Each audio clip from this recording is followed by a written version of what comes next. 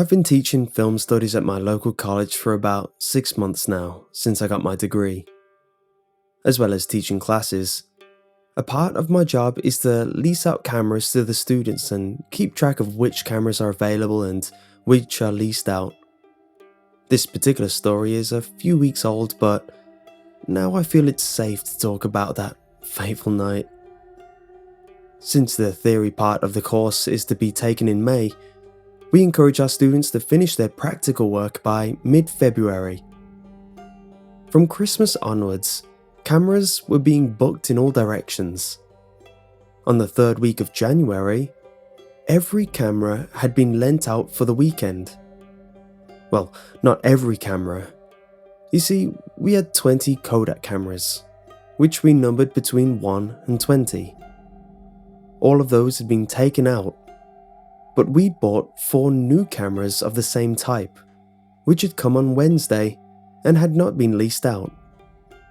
We gave these the numbers 21, 22, 23, and 24. They were all on my desk when I looked at my office on Friday night. Upon returning to work the following Monday, all was as it should be, except for one thing. Camera 23 had inexplicably gone missing. I knew no one else had entered my office over the weekend. Everything was as I left it, except for the missing camera. And having bought the new cameras out of my own budget, I was the only person who knew about them. I was going to present them to the staff meeting that morning, but all I could do was explain the apparent theft of camera 23. We all expected someone to come clean eventually. After all, our only suspects were film students, not international jewel thieves. After a stern word with each of my classes about the importance of returning equipment, all 20 cameras were back in my office by the end of the day. The following weekend, all 23 cameras still in my possession, including the 3 other new ones, were borrowed and returned on the Monday. Camera 23 had now been gone for a week, and we agreed as a department that we were well within our rights to check CCTV footage from the weekend the camera went missing. I stated my intentions. I'd be the one checking through all the footage to all my classes that day. I gave all my students the final ultimatum and, as had been ritual for the past week, every single student denied the theft of camera 23. At the end of the day, I was given the relevant security camera disc by the caretaker, 4 PM Friday, before I left, until 10 AM Monday, after lessons began, with a direct view of my office's front door. When I got back to my apartment, it was just starting to get dark. So, I opened a can of Fanta, booted up my laptop, and put the camera disc in.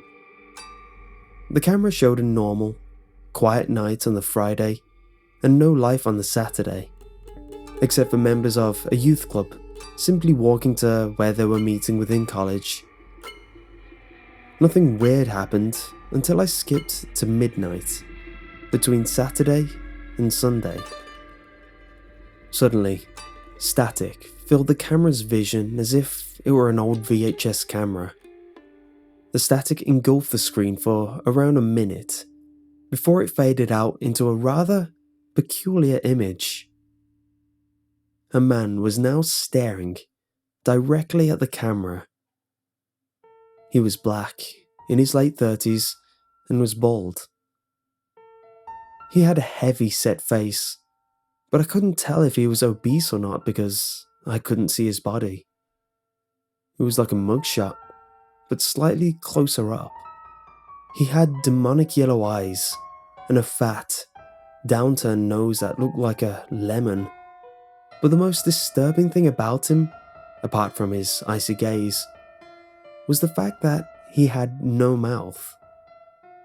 It wasn't even like it had been cut off. He literally had no mouth, as if he was born that way. It was scary enough that someone had tampered with the CCTV footage to show this disturbing mute. But what I heard next was the single worst sound I've heard in all my life. Crash. That cacophony of breaking glass made me scream like a demented baby and covered me from head to toe in Fanta. I was more scared than I'd ever been. Slowly, I turned around to see that my window had been smashed by a blunt object, which I immediately found on the floor. It was a heavy Kodak camera bag with 23 written on a custom label.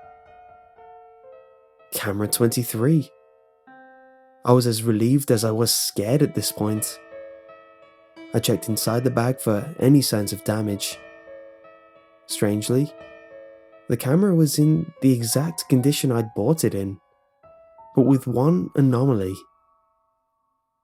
The college doesn't provide SD cards to the students, nor did the camera come with one. So I shuddered when I opened the battery pack to find that the SD slot had been filled. It was a regular 10-speed SD card. Thinking it could be evidence to catch my assailant, and still scared by the sound of breaking glass and sticky with orange-flavoured fizzy drink, I popped the SD card into the front of my laptop. I opened the DCIM folder to find 3 QuickTime files. Apprehensively, I double-clicked on the first file. The video began with a shot of an apartment building. After about 2 minutes, the camera began slowly zooming in on one of the windows, which I realized looked into a bathroom. A young girl was taking a shower. She couldn't have been more than 10 years old, having barely matured. I stopped watching out of pure disgust when I began to hear animalistic breathing from whoever was feeling. My guts churned as I came to the startling realization that camera 23 had been stolen by a voyeuristic pedophile. I was about to alert the authorities when, against my own better judgment, I realized I had a moral obligation to view the other 2 videos. Luckily, the second video was slightly more innocent. Slightly. It was the same girl from before, sitting on a sofa, this time fully clothed, specifically wearing a Minnie Mouse t-shirt and a denim skirt.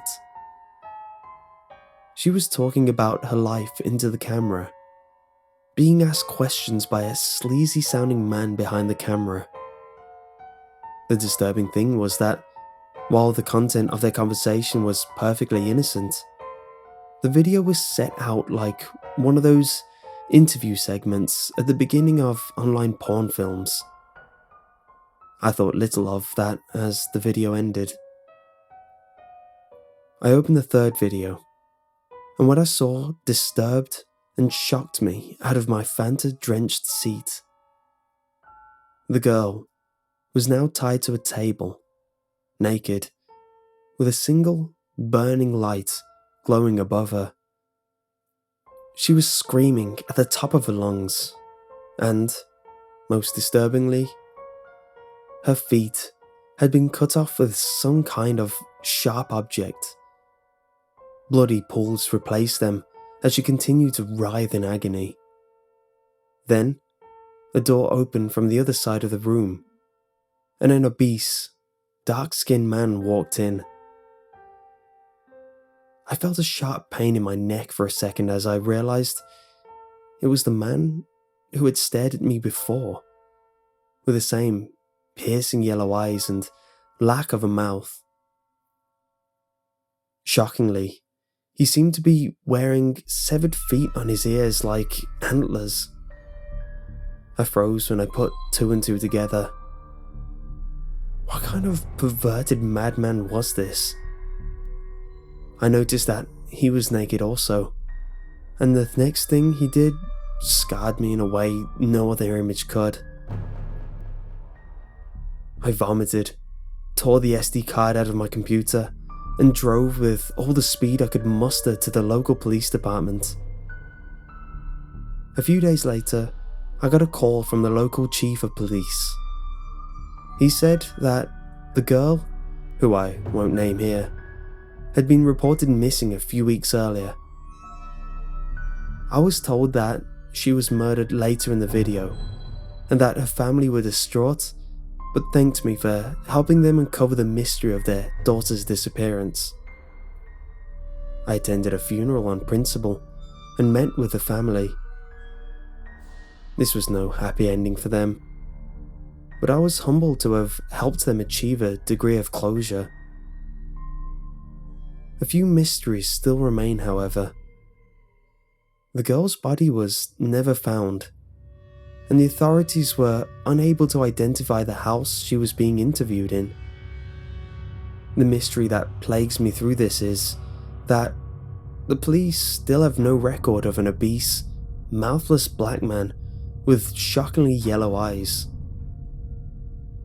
I'm worried that this man, I'm not sure if I should call him that, is still out there,